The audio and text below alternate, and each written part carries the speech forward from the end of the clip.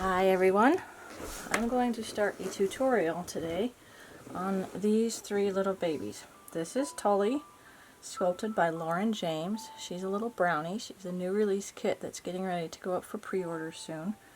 These guys are about 12 inches long when they're finished. This is her little brother Tolliver. He's a little more mischievous.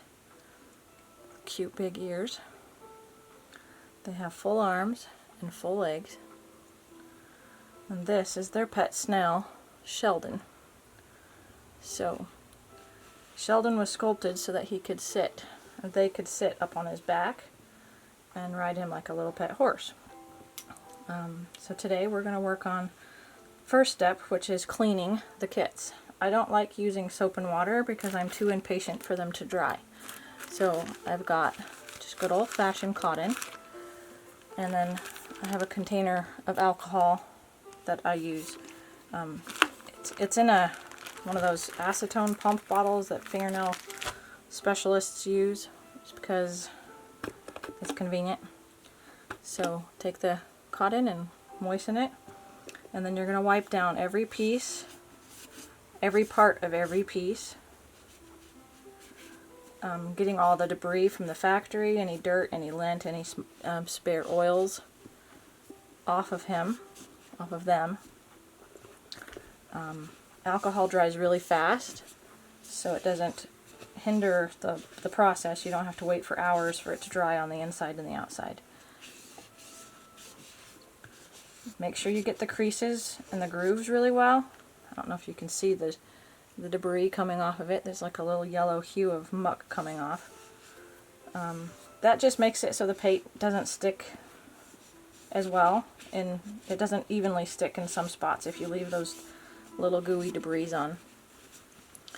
So you want to make sure you get the areas of detail really good as well. His little eyeballs and his little creases in his mouth. So he's done. I'm going to reuse the same cotton and start on little Tully.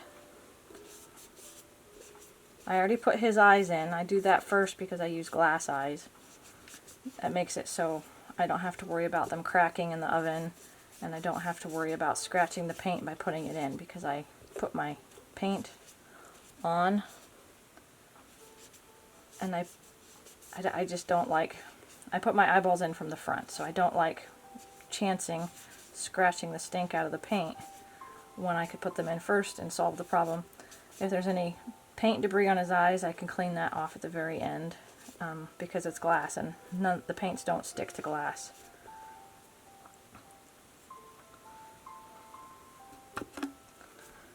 Lauren sculpted these little babies for me back last fall.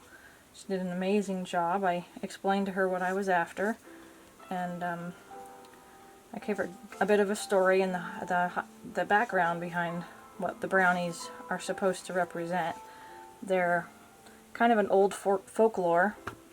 A lot of people have heard of the story of like the cobbler and the elves, where the elves sneak in the shoe shop at night and mend the cobbler's shoes for him. And those are representative of brownies. But there are also other stories where brownies take a pretty big role. One of my kids' favorite storybooks is called Fablehaven. And the brownies there in that book are the ones that I based the desire for these characters off of. They're very, very high-functioning little people, and they have their own vast cities that live underneath dwellings, like the human dwellings. In the storybook, the brownies live underneath this fantasy sanctuary. They live underneath the house in big tunnels.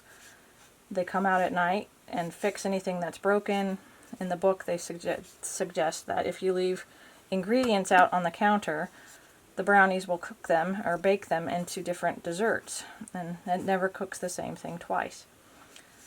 So I just loved the idea of the little brownies, and I thought they'd be a great addition to the Enchanted Creature kits.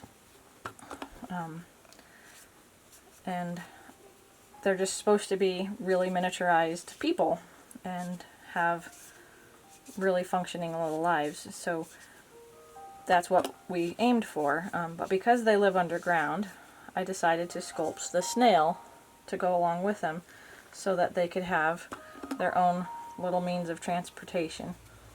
And so I developed Shellden, and I had these guys put together and made Shellden according to the measurements so that they could sit on his back and ride him like a little pet snail.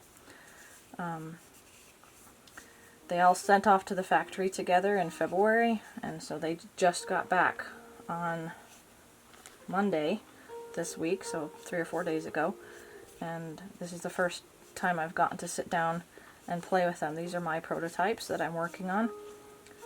So my goal is to turn this one, Tully, she is the big sister, so she's going to have a more grown-up look when I'm finished, with long hair and more of the, maybe the teenage type of a look. But Tully, who looks way more ornery to me, is going to have a younger look. I'm going to make him into a little blonde little boy, a little mischievous blonde boy.